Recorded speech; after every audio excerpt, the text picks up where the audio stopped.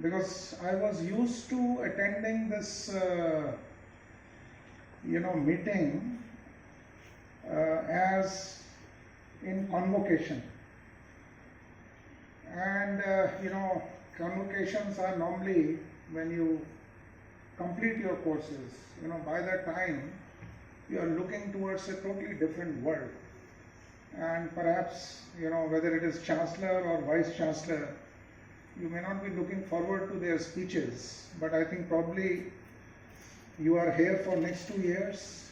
So whatever we speak here today, I think we can take care of that what we meant, whether you are following it or not. So perhaps this is a better opportunity of being here. I'm very thankful to Professor Joshi for talking about what we are doing in Department of Commerce. I think anybody who is in my position, who is in his position, or who is a common citizen of India, if you look at the way India is growing, the way the aspirations of Indians are, perhaps it is the responsibility of all of us to think in a manner which is able to fulfill the aspirations of 1.4 billion people of India. In the government, when we work, I'm very thankful that you appreciated my style of functioning, but I don't think that is universally correct. There may be many critics who may be thinking that, you see, we are putting too much burden on their shoulders. But the point is that when you look at the global world, when you look at India's position in the global world, and Professor Joshi, you are very correct that the way things are unfolding in the globe, it is very, very rapid. One thing which you will see is that whatever you are learning today, perhaps you have to unlearn tomorrow, and you have to learn new things day after. So things are changing very, very fast. You have to be highly updated. You have to look at strategies. He mentioned about the kind of conflicts which we are facing. In fact, if you look at the trade world, the most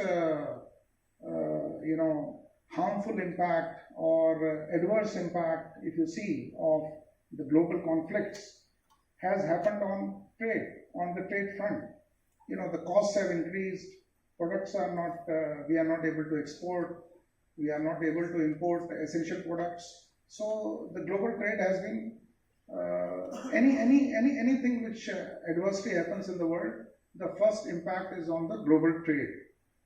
And therefore, when we look at, our job as in bureaucracy, as in government, or in institutions, I think we are supposed to look at these problems, try to resolve these problems, and try to find out ways by which, country is able to solve these problems in a manner which is befitting to a great nation.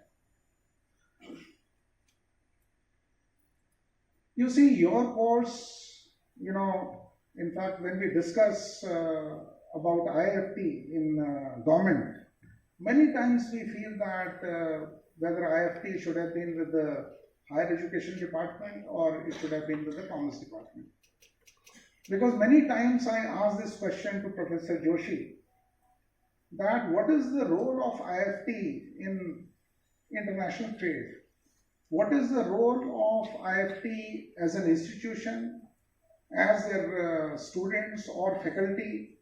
What kind of insights IIFT is giving for the international trade within India, in India and with respect to the rest of the world? And sometimes I feel that perhaps that connect with the global trade is not coming out so clearly with respect to what IIFT is doing. So I think that is one introspection which you need to do with respect to IIFT, that what way you can look at global trade from the IIFT perspective.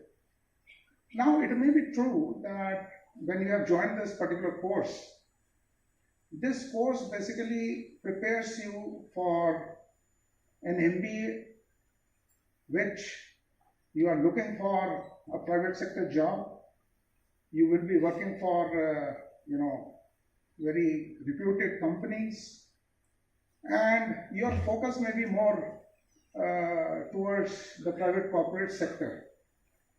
But I would like to tell you one thing, that if you look at global trade, and when we look at the companies which come to us, there is going to be a budget presentation next week, and there are a lot of expectations from budget by many companies. You will find that their concerns are with respect to how the trade will impact their businesses.